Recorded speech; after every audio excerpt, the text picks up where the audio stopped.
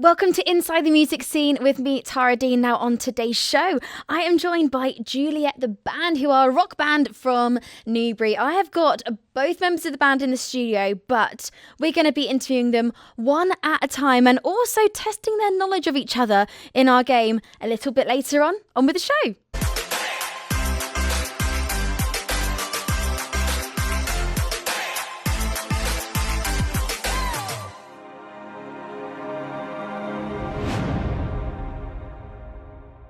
Nick, thank you so much for joining me on Inside the Music Scene. Thanks, representing Juliette The Band for the first half of the podcast. Yeah. How you feeling? Good. Bit like scared on my own, but no. It's normally he's behind me, but by the magic of podcasts, he could be over there. But yeah, I mean, he is in the side. He's got Stephen on the wings. In this living room. So he's still in the room, so don't worry. Yeah, your support is here. We won't be asking you any scary questions, but our game later on will definitely test you for sure. Looking forward to that. So Juliette The Band, Yeah. Tell me a little bit about your name. How did you get that name? Well, it was a bit of an incidental thing because we started out playing like covers together, and we kind of booked a gig before we'd really even rehearsed. And the guy that was doing the gig was like, "Guys, we'll need to put your name on the poster." And so Steve, who you'll meet later, he asked his friend, like, "We need to name a band." And she said, "Well, there's only two of you, so like call it like Romeo and Juliet." But then she was like, "No, just call it Juliet." And then that was it. It's Juliet. And then It was really hard to find online, so we added the band later on. So now we're Juliette The Band. And now your friend has to have 10% of everything. Oh yeah, we haven't thought about that. Yeah, it's a bit like the Nike swoosh thing, isn't it? The guy that did that earned like 25 quid, but yeah, we'll sort it out later. Yeah, I'm sure. She'll get some free merch at some She gets point. to come to the gigs for free. So tell me a little bit about your music. You've just released a brand new album. If people haven't heard you before, how would you describe your music? Oh wow, we're a rock band really, I suppose, at heart, but we do like to mess around with a few different genres and sounds. I mean, the album's called Little Bits of Everything We Like, because that's fundamentally what it is, really. Like, Steve kind of always says, like, "Oh, I think we should write a song like this," and then that's obviously down to me to try and work that out. And then we'll maybe try a few ideas, and then it'll start off life like maybe something that we've been listening to, or you know, kind of something that we're inspired by. But then it'll quickly develop in. I think you can't sometimes sort of get away from the fact that you just sound like yourself at the end of the day. So it's always going to sound like us. But yeah, it's a bit like that really. It's literally to the point of like we are listening to a certain band at the time, and then because we don't really like have a defined genre, like it doesn't really matter to us that we're trying to be like we don't have like a look or a kind of definite sort of path of music that we want to go down. We just want to make music we like. And I think that's kind of what it is. So that is Little Bits of Everything We Like, yeah. That's the perfect name for your album then. I know, it couldn't be anything else really. What's your favourite track from your new album? Oh wow, that is a big question. We asked the hard-hitting questions inside the music. That is a hard... Do you know, no one's ever actually asked that. Exclusive? Yeah, I like them all. And there's two songs I can't say I like more than the other because they're about my kids. So one of them's called Bloom and one of them's called Pinches. Well, the song's called Pinches. And I mean, they're very special songs to me, but I think there's a song called Over, which I really like. Wildflowers is like, it's a little bopper, so that's fun to play. When we heard that in the studio, I kind of felt like, God, this is like a good song. You know, sometimes you get that sort of thing, like, I think we've got one here. But it's literally the same chords all the way through, just slightly different tempos.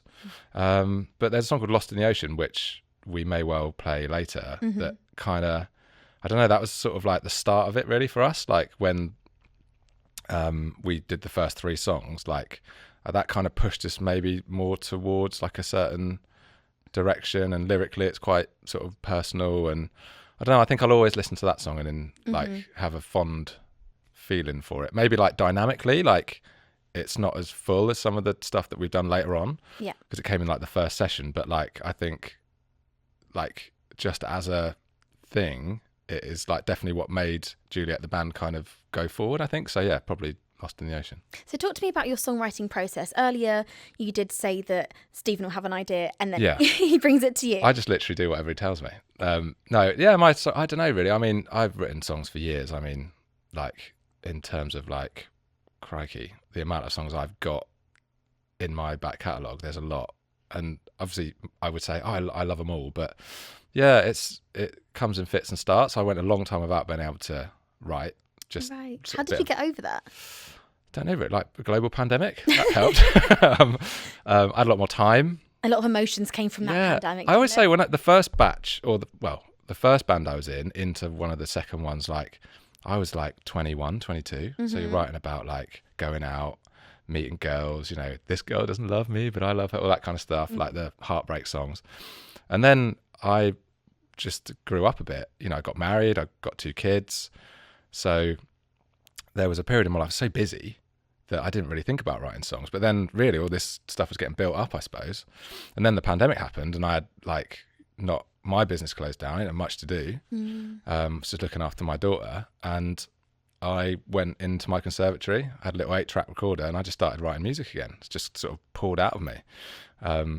So it's quite, I've always used it as a bit of a cathartic thing. Like all my songs are quite personal to me. But then the interesting thing about when I've started writing now, I'm writing a lot more about like what I view the world like, and you know, some sort of like current affairsy type stuff. There's a song called Break, which is like my kind of like brain fart of what I think the world is like, or like post-pandemic world type thing. And do you get your inspiration from like the news and just people's conversations? I think that, yeah, that kind of stuff maybe. Yeah, I mean, I work in an industry where I talk to a lot of people, so you do, yeah, you get a lot of views, and I suppose, yeah, it all comes from my brain, doesn't it? So, God, which is scary sometimes when you hear it back and you go, oh my God, like especially like Lost in the Ocean, or like that's a song my wife doesn't particularly like lyrically, because she's like, I don't like to hear that because that's quite personal, I suppose. Like that was, I don't know, like deepest low point of like pandemic, or maybe like, you know, that was, everything was stripped away from us so much. I think my life was kind of up in the air,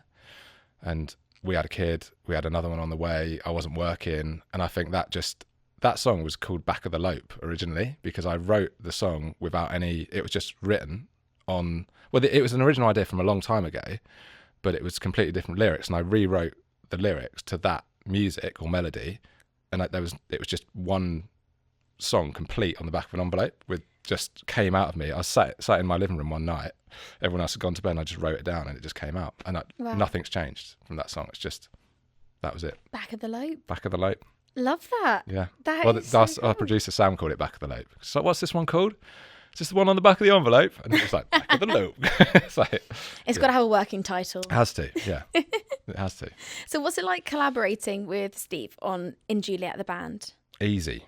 Like, that's not a joke. That is like, it's true. We just get on, like, there's no like fighting. Like, Steve loves playing the drums, right? And I like writing music and playing music. Steve loves playing music. So as long as he's hitting them drums, he's a happy man. So to me, that's cool. And I think he trusts me to bring good songs.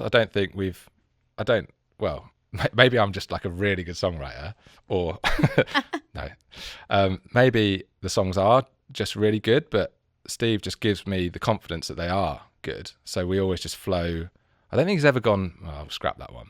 You know, it's like he requests a certain type of song and I bring my version, and then he makes, like, some of the drumming he's done on some of the songs is like, it just changes it, you know. But then that's like, I trust him to do his thing. Yeah, we trust each other. So yeah, it's great. It's easy, it's fun, you know. That's the main thing. And I think that sort of it's a bit like our vibe really, when we play, when we do stuff like this, when we hang out, we're good mates. So yeah. And where did you meet? We met at work. We had a business, like my business was in the back of Steve's business.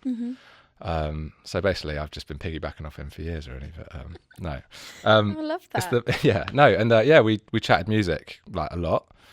He's he's a few years younger than me, and I think at the time we met, it was that time when he felt quite a lot younger than me. Like I was like, I think I was married. He was like, just started, like, I don't know really. It's difficult to remember, but different places in your life. We were in different places, and but then he used to play music in his shop, and I was like, damn, he's playing like Transit, and he's playing like Lower Than Atlantis, and I was like, I like that. And then we sort of obviously started to become friends, and we hang out, and then I was playing shows on my own. I was not in a band at that time, just doing some acoustic stuff, and I was like, dude, you should come and drum. And we had like I say, I kind of had this gig booked, and then we had a practice because we had this gig booked, and it just clicked straight away. I think we played like 6 songs or something. Wow. It was like a short thing. And then I played the second half of the gig on my own. And then it just spiraled from there. But literally we would go, we'll learn this one. And we'd go into the rehearsal room and it would just like, the songs just piled up and piled up. That's so amazing when you just click with something, isn't it? Yeah. And I think then when we started to write together, it was the same deal. Like Steve asked, like we were in the studio one day and it was like, let's write a song. And then we had this idea and then that's on the album. It's called Hear Me Out. So yeah, that song was the very first one we did like together. And obviously it's a load of gibberish, but the melody and the drum, some of the drum parts and the structure of it was very similar to what is on the album. So yeah. Awesome. Well, you've given us a very good overview of Juliette the Band. This is our part 1 of the podcast because we are going to be handing over to Steve in just a bit, but it is now time for our quick fire questions. Quickfire questions today is slightly different because we're going to be testing Nick and Stephen's knowledge to see how well they know each other. So I'm still going to be asking random questions, but just to Nick. But I'm going to be asking the same questions to Stephen and see if their answers match. So in this box, I have the questions. I've also got a pen and paper so I can write down your answers. You're going to leave the room? Stephen, please leave the room. Can you leave, mate? If you could have a superpower, what superpower would you have? Oh. Flying, isn't it? Got to be flying. I would say like X-ray vision, but that could like, I don't know, it's a bit weird, isn't it? If you could see through stuff. If you could see through stuff, would you actually be able to see anything? Oh my God. Just where it's like the zoom in. Wow. This is like a universe chat now. It's like a TED talk. That is. Yeah. No, I'd definitely be flying. Flying would be great. Never With look at a bird and wings? think, yeah. Would you just float as you are, or with wings, with a suit? Well, if you could need more information. oh wow. Well, it'd be nice to sort of just be able to just crack on, wouldn't it? But if you could like whack some wings out, that'd be like impact, wouldn't it? Wings. Imagine if it was like the end of a gig. Rise. And just the wings Yeah. rise. That's so funny. Okay, flying, right. 100%. Flying 100%. Let's see what's next. Who would play you in a movie about your life? Oh, I don't know. Who would play me? Oh God, I can't think of the guy's name. That we were in the studio once. Some guy said, "You look like this guy," and he was in like Home Alone. He was like in Home Alone 2, and he was the like concierge in the hotel. Oh, Tim Curry. Tim Curry. Tim But Curry. I'd like to say like Johnny Depp or someone like that. Johnny I see Depp. Tim Curry. Johnny Depp. Okay, Johnny Depp or Tim Curry. Johnny Depp. Right, I'm going to write this down because we are going to be asking Stephen the same questions in a bit. Yeah. I'm going to ask you. He wouldn't say Tim Curry, but like. That's very niche, but we're going to have that as a Tim Curry, Rocky Horror, you know. Yeah. Oh wait, yeah, maybe. What is your favourite song?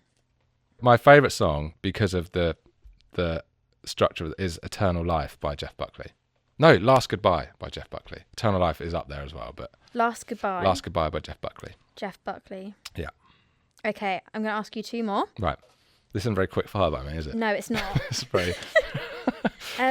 If you could collaborate with one musician as Juliette the Band, who would you collaborate with? They can be alive, they can be not alive.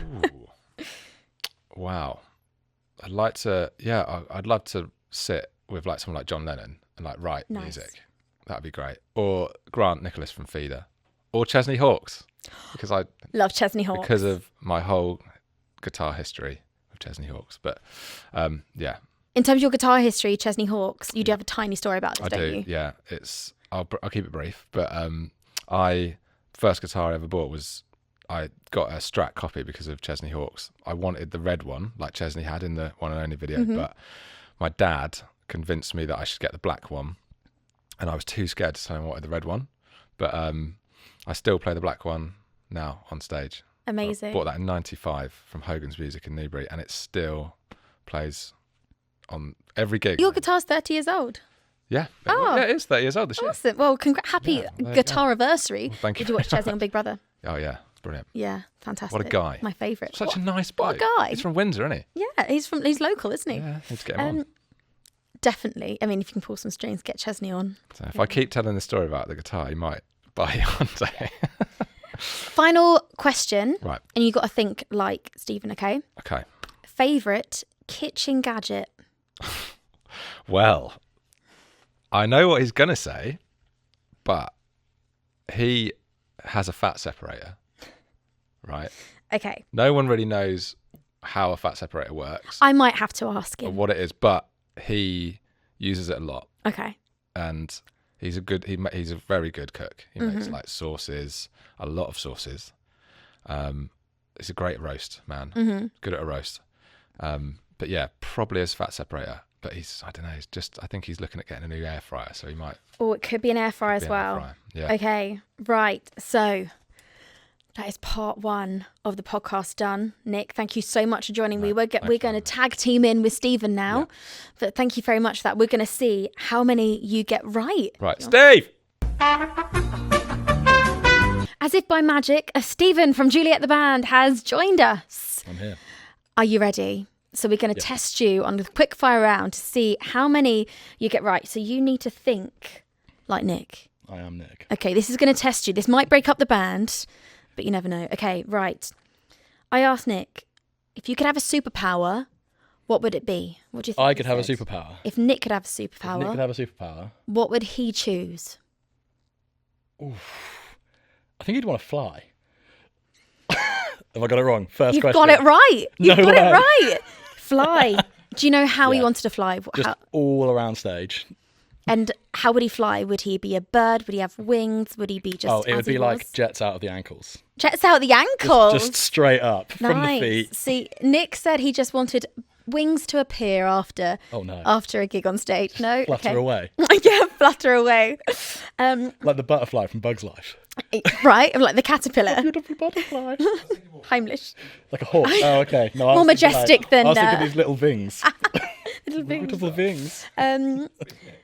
I asked Nick, who would play Nick in a movie about his life? Oh.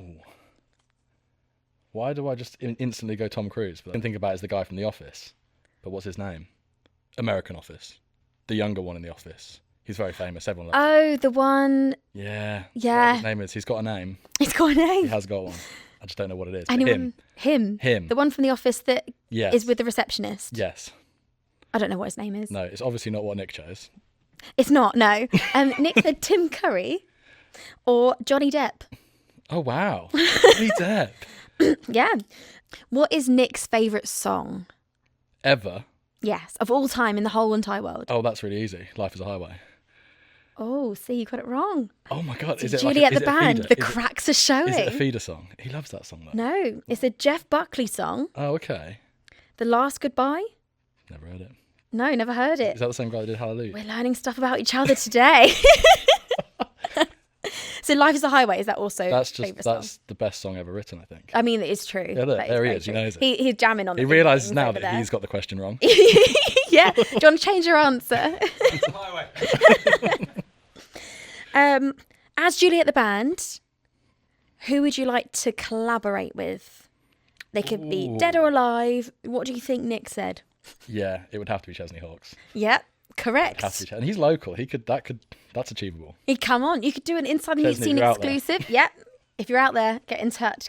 And finally, I asked Nick what your favourite kitchen gadget would be. Oh, fat separator. That's straight in. Correct. It's the one. Can you explain to myself and the viewers listening and watching at home what a fat separator is? It is a jug that, I used it the other week actually. It's a jug where the spout is from the bottom. So you pour all your cooking juices in. The fat is obviously, is it obvious? It's heavier than water. No, lighter than water, so it floats. So the fat goes to the top, all the good stuff's at the bottom. So normally you'd be like spooning off the fat, nightmare.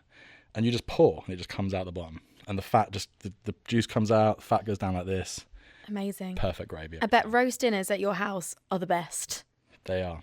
If I think- can talk for myself there. I think we're all going to have to invite ourselves round to Stephen's or Juliette the Band's Yeah. studio for a roast dinner, I reckon. Absolutely. For sure. So maybe we can have a cooking show. We should do. Yeah. Tara's Sunday lunch. Tara's Sunday lunch. That means I get fed every Sunday. I am happy with that. Let's talk a little bit more about your music, because this is the second part of the show, because Nick's already answered loads of questions. Yes. So actually, let's talk about the dynamic with you and Nick. Do you always get on? Do you always agree Yeah. on everything? I agree with everything Nick says. It's probably easier. I sit at the back and I watch from behind. And yeah, it's easy to agree though because he's normally right. So. And what really inspired you to get into drumming in the first place? I was trying to choose between a drum kit and a PlayStation 2. And then a couple of my mates said, get a drum kit. So I did. And then... Amazing. Peer pressure was the reason you got into the drum. I'm glad I did, because drums are pretty cool. They're pretty cool. They're pretty cool. And it's allowed you to perform at some amazing venues, amazing festivals across the UK, really. So what's been your favourite gig you performed at as Juliette the Band? Ooh, I do like... We've played a couple of big hometown shows, like when they have the Christmas light switch ones are pretty cool, because they've a few thousand people.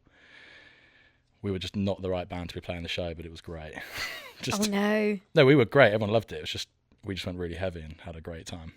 They normally have ukulele bands. I've been to that Christmas light switch on before. It's normally ukulele bands, community people, and then to have a rock band. It's quite a niche change. Yeah. But I bet you smashed it. We just did rock covers of all the classic Christmas songs. Okay, I great. really wish I was there. I think it was great. It sounded great from where I was sat. Yeah, I bet. Yeah, all you can hear is drums. Just drums. And you have some new music coming out soon. We do. We've just released one, and then we've got 2 more songs coming out. And by the time this podcast is released, they might have already actually been out. They should be, because I think one's coming out in a minute. In a minute? Yeah. Okay, but better let you go in a sec then. Yeah, we got to go and drop the ball on that one. It's we actually recorded 3 more songs before the album was released. And then there was a lot of debate of whether we put them on the album, make the album longer than half an hour, because we've written a very short, very punchy album. Short but sweet. Yeah, well, all the songs are just radio edits, which is what you need. Then we did these 3 other songs, and then we sort of talked about it, and then we realised it's probably better to release the album and then release a new song every 6 weeks after the album. Nice. To sort of just keep the momentum going. Cool. That's great for the market. You've got your marketing head on, you see. Yeah, consistency and that flow of content coming out as well. So where can people find Juliette the Band on all social medias? Just everywhere. I will put Juliette the Band's handle on the screen and also include it in the description as well if you are listening as a podcast. Now, thank you so much for joining me. That is the end of the podcast. It's gone so quickly. We've spoken to Nick at the start and then you now, and you are performing a song for us next. What are you performing? We are performing Lost in the Ocean. Lost in the Ocean, which is an original song. Just in about a sentence, what is this song inspired by? I have no idea, because I just play the drums. Nick, what's this inspired by? There's lots of hi-hats. Well, the thing is, we're not going to be playing drums today, but I am going to stand on a tambourine. I'd assume it's about being lost somewhere, potentially an ocean, maybe in life. It's about being lost in life. Okay. And finding yourself in the ocean. I have no idea. I don't even know the words.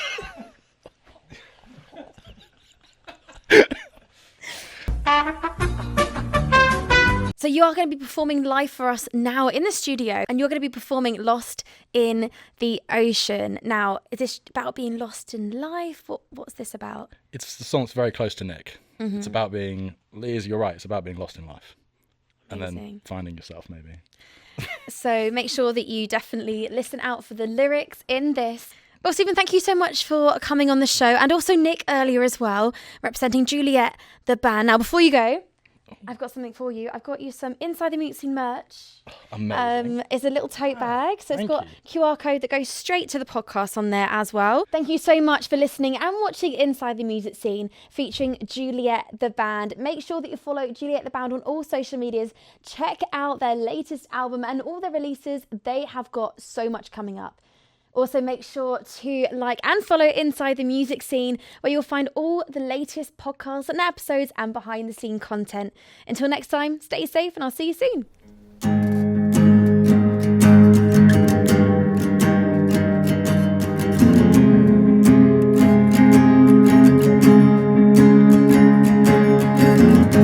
I don't believe in what I am reading.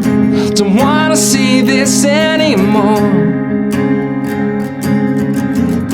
My face is smiling, but my eyes are crying. Don't wanna feel this anymore.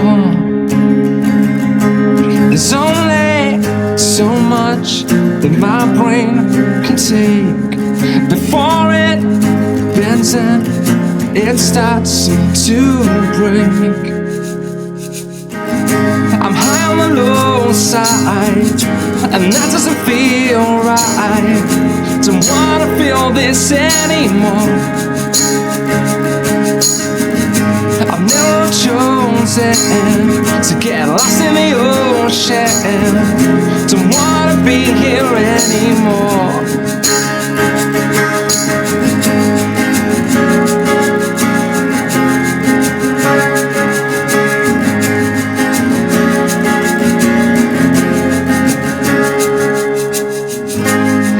Speak out, I'm drowning in self-doubt. Don't wanna feel this anymore. I'm seriously trying to believe all the lying. Don't wanna feel this anymore. There's only so much that my brain can take before it bends out, it starts to break. I'm high on the low side, and that doesn't feel right. Don't wanna feel this anymore. I've never chosen to get lost in the ocean. Don't wanna be here anymore.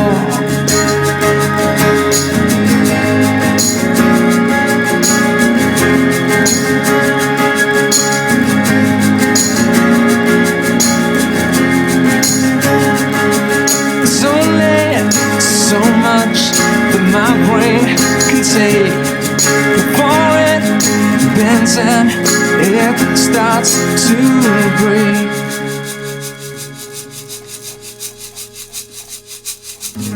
I'm high on the low side, and that doesn't feel right. Don't wanna feel this anymore.